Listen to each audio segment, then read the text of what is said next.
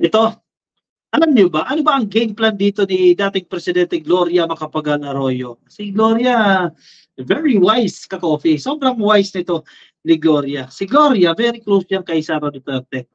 Natatandaan ninyo ka-coffee, yung unang pumutok yung issue ng Tambalos-Los. Isa sa key players dyan ay si Gloria. Di ba? Ang expected niya natin sa kanya, syempre, dahil digong yan, Sara Duterte yan, bibirahin niya si PBBM, di ba? Natanggal din siya sa pagiging majority leader, natatandaan niya yan, di ba? Inalis sa kanya yung pwesto na yan, ibinigay sa kanila yung pwesto na yan. At doon na, itong kampo ni Sara Duterte, itong mga Duterte group, binakbakan nila ng binakbakan ang House of Representatives, si Romualdez, at ganoon din po si PBBM. Binakbakan nila ng binakbakan. So, inassume natin, ako personally, inassume ko rin, si Gloria talaga, nasa side ni Sara Duterte yan. Pero nagtataka ako ngayon, parang hindi mo alam kung ano yung game plan. Parang nag-iiba ng ihip ng hangin. Bakit nag-iba? Ano to? Seryoso ba to? Anyway, meron kasing ginagawa ngayon itong bagong Pilipinas Servicio Fair. Ka-coffee, di ba? Umiikot yan iba't ibang parte ng Pilipinas at particular dyan sa Mindanao. Dyan nila sinisimulan yan And nandoon si Arroyo. First time ito nandoon at pupunta pa raw siya sa ibang bagong Pilipinas Servicio Fair if invited daw siya. Siyempre, pag sinabi mong bagong Pilipinas Servicio Fair, associated yan sa Marcoses, associated yan kay Romualdez kasi sila yung nag-i-initiate ng programa na yan. Yet, ano na si Gloria, okay din naman yan, maganda yan, kasi unity ang gusto iparating yan Pero syempre, mapapaisip ka, what's the game plan? Ano yung plano dyan ni Gloria? Diba? Sincere ba to? Ano to? Part ng unity, hindi natin alam. Kayo, baka alam niyo what's the game plan, no? Ayan, basta invited daw Arroyo to join more bagong Pilipinas Servicio Fairs. Sa balita ito ng Manila Bulletin. Ano to? Dahil napansin niyo yung kagandahan nitong bagong Pilipinas Servicio Fair dahil marami ang natutulungan. Sige, join tayo dyan. Okay? Sana ganoon, no? Maganda yan kung ganoon. Sige, basahin natin. Ayan, no? Sa litratong yan, no? Si Suarez, si Gloria, hindi ko kilala si Sir, no? Isang mambabatas. Tagum City, dyan po sa Davao del Norte, bayan po yan ni Kuya Gob, yung nasuspende ka-coffee, no, na gobernador. Diyan, nagmaisog rally din dyan. Siyempre, kala nyo sa inyo yan, o yan, nagbagong Pilipinas Servicio Fair dyan.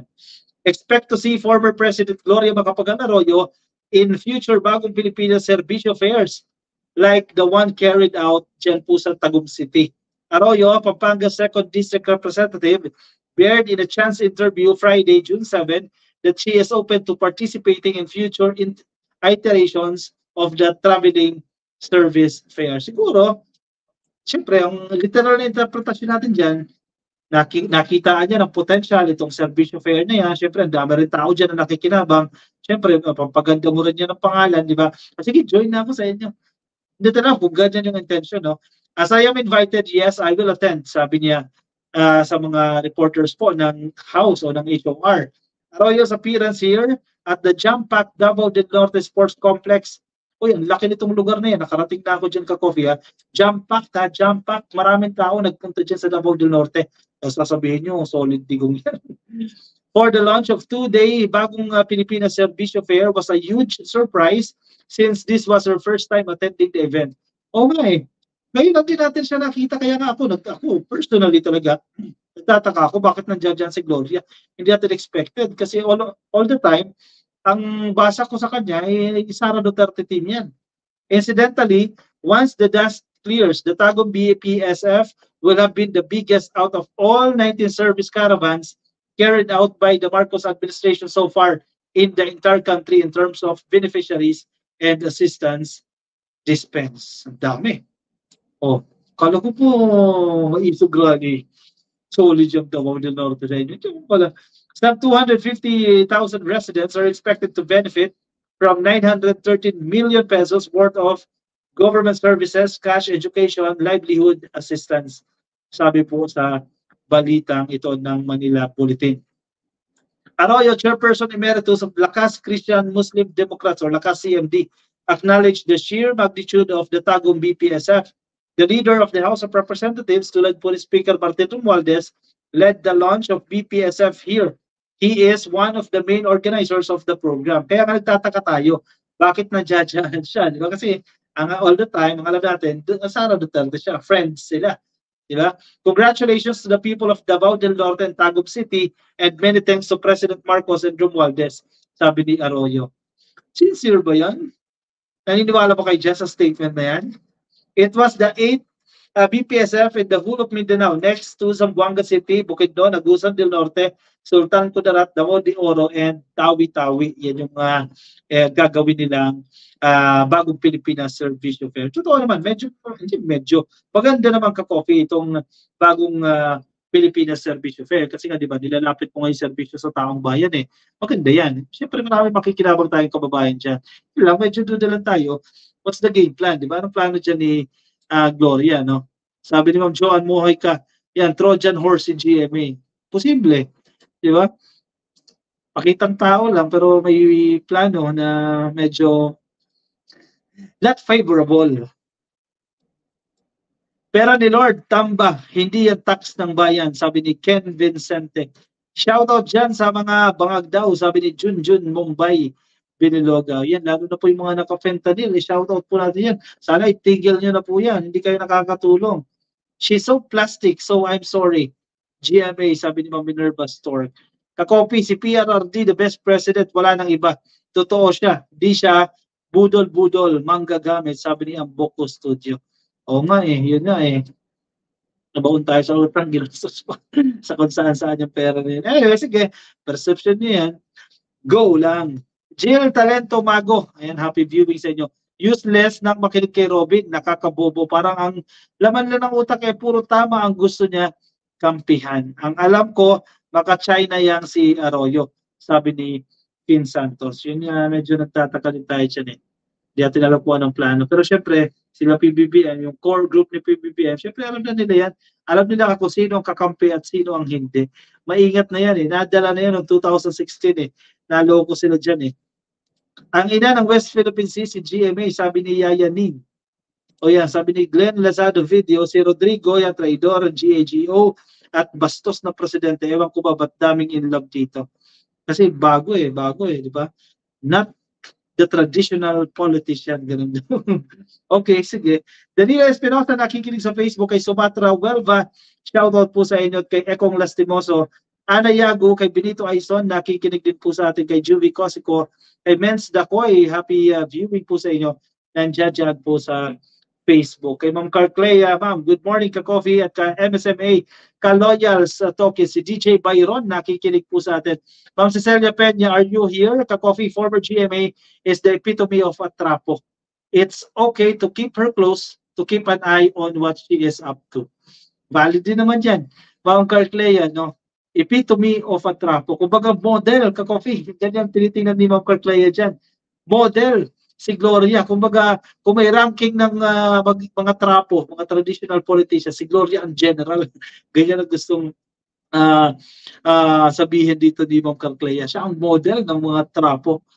Kaya nga ma'am, parehas tayo ng pagtingin dyan eh. Nagtataka tayo kasi alam natin, ano to eh, leaning towards the Duterte camp to eh. Sara camp yan eh, pero bakit nandiyan yan?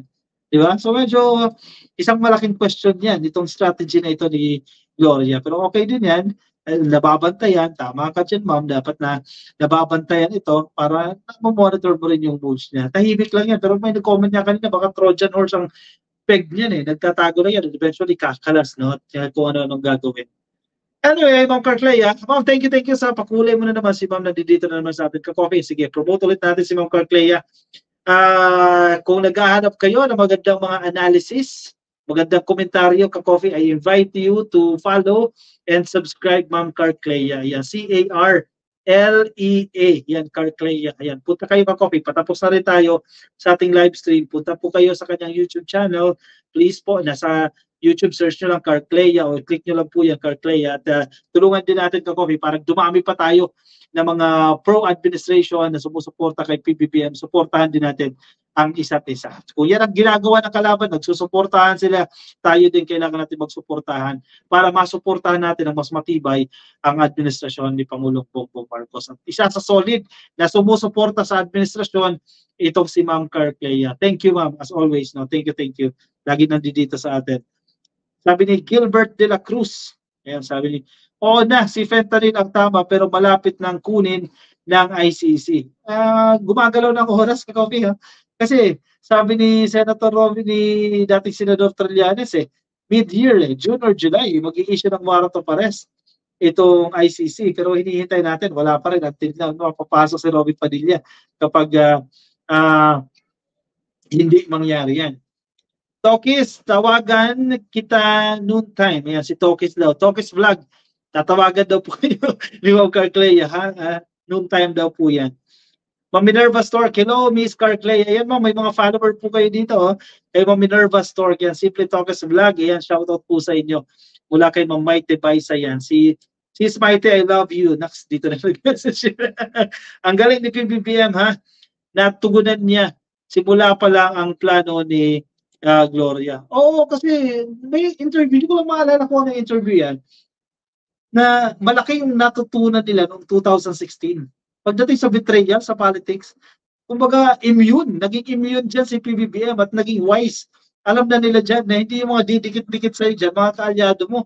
Yung iba dyan, nag-aanap lang yan ng kung ano-ano, and eventually saksakin ka rin sa likod yan, di ba? Natutunan nila yan noong 2016, nung nangyari na yan.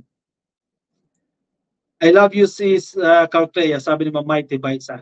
Dapat si Larry Gadon. Teka, nawala ako.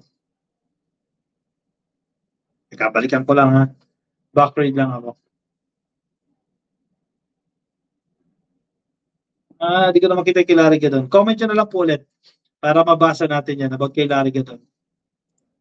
Kay Ken Vicente, dark green ka, sabi ni Diyosa, no? Panatag ako sa Marcos admin, daming achievements na magaganda mula local hanggang international. Mabuhay ang bagong Pilipinas. In fairness naman, maganda naman ang ginagawa ni PBBM. Ang hindi lang maganda, itong mga nanggugulo na gustong awayin, no? Gustong agawin ang pwesto ni Pangulong Bongbong Marcos. Minerva Stork, yan ang di nakagraduate ng presidente, the best si PBBM. Tapos weak leader, sasabihin nilang weak leader. Ewan po, hindi natin maintindihan itong mga tao nito.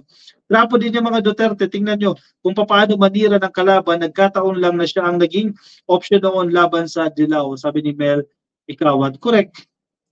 Shoutout po sa Alegre family, solid Marcos po kami. Kay Michael Alegre, happy viewing po sa inyo, Ka-Coffee. O siya, sige Ka-Coffee, ako yung magpapaalam na sa inyo. Maraming salamat po sa mga sumama sa akin ngayong araw po ng Biyernes ng gabi. Kung hindi pa po kayo naka-follow sa ating Facebook page, pasuyo na lang Ka-Coffee, pa-click lang po ng like at follow sa Facebook at kung nasa YouTube po kayo, please click lang po na subscribe, nandiyan po sa baba. Click lang po na subscribe at sa kapapasok lang po sa atin, please like lang po ng video na yan para po sa ating attendance check. Alright, sige. Good night, good night, good night, good night Ka-Coffee sa mga sumama sa akin. Ingat po kayo ha, medyo umaambon ang buwan. Paalam, bye-bye!